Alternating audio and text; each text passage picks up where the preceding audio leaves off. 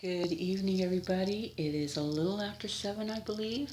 I want to share this with you and let y'all know that I'm going to be answering all the comments in the last two videos and in the next two that I'll be putting out tonight, okay? Anyways, y'all listen to this. This is just like, wow. You know my district very well because you were born in Bay Ridge, Brooklyn. Your alma mater is Fort Hamilton High School.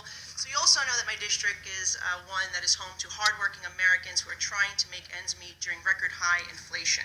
As this administration continues to recklessly print and spend money, it is pushing American people to the limits.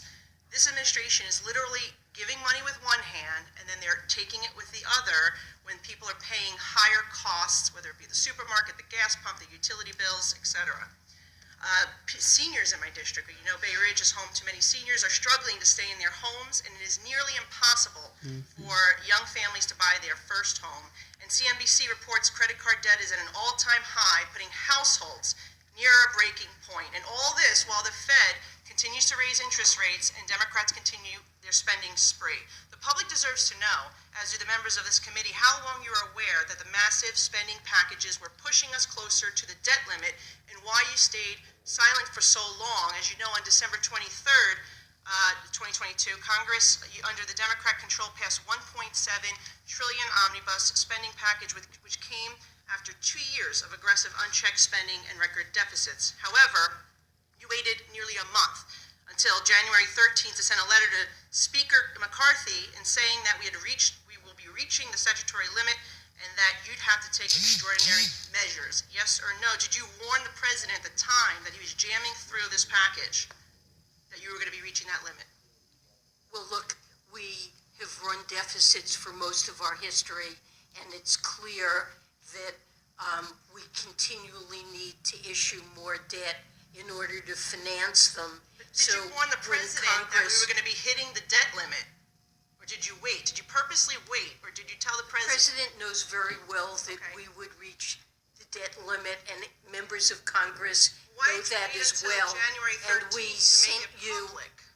we sent Congress, as we always do, a notification when it became clear that we would reach the debt limit. Were you told by anyone in the White House not to say anything during that time of negotiation? Of course not, and it's very clear what the outstanding debt is. It's entirely public information. It is true, but I find it odd that 3-week period between when that package passed or when it was even negotiated, that you didn't say anything as the Treasury Secretary to sound the alarm that we were heading down this, that we're going to you're going to have to take extraordinary measures. It seems like something that the American people would want to know while they were jamming through this excessive package. But I'll move on to say that the Federal Reserve continues to raise interest rates to slow the amount of money circulating through the economy to drive down demand for goods and services with the goal of lowering prices and reducing inflation. But this, as you know, will not work. It does not work when government spending and the printing of new money continues at unsustainable levels, reducing the value of the dollar.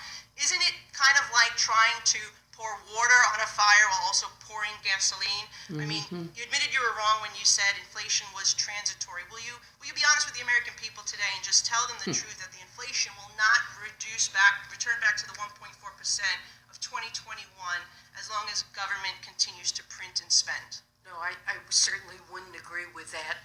And this year, the federal budget the deficit has declined substantially, and there's been a reduction in fiscal impetus toward inflation. We're still at 6.4%, and we were at 1.4% at the beginning of this administration. I believe as long as we keep printing this money, we will never get back down to that inflation. So I hope you will pass that on to the administration. Thank you.